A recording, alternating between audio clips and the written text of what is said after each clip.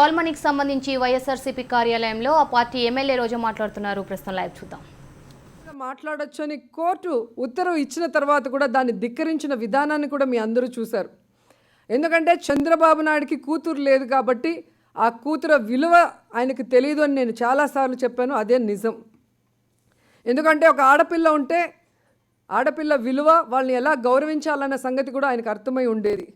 కానీ ఈరోజు మీరు చూస్తే ఆంధ్రప్రదేశ్లో సగభాగమైన మహిళల గురించి అసలు అసెంబ్లీలో శాసనసభలో మీరు మాట్లాడద్దు అని చెప్పి ఆ రోజు కాల్మనీ సెక్స్ ర్యాకెట్ వ్యవహారంలో ఆయన ప్రవర్తించిన తీరు చూస్తుంటే అసలు ఈ ప్రభుత్వం ఎందుకు, ఈ పాలకులు ఎందుకు, చంద్రబాబు గారు మరి ఎందుకు అసెంబ్లీ నడిపిస్తున్నాడని మహిళలందరూ కూడా అడిగే పరిస్థితి.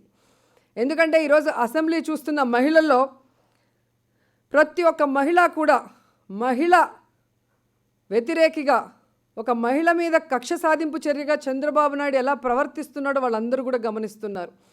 అలాగే డ్వాక్రా మహిళల విషయంలో వారిని నిట్ట నిలువ మోసం చేసి బ్లాక్ లిస్ట్లోకి వెళ్ళే విధంగా చేసిన అతన్ని చూసి ఈరోజు అసహించుకునే పరిస్థితి డ్వాక్రా మహిళలకు వచ్చింది.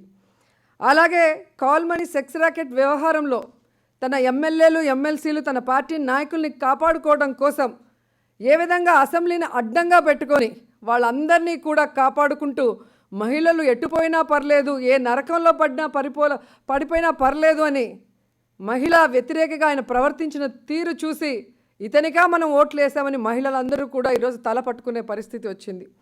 అలాగే పొద్దున ఉద్యోగానికి వెళ్ళే ప్రతి మహిళ కూడా వనజాక్షిని కొట్టిన చింతమనే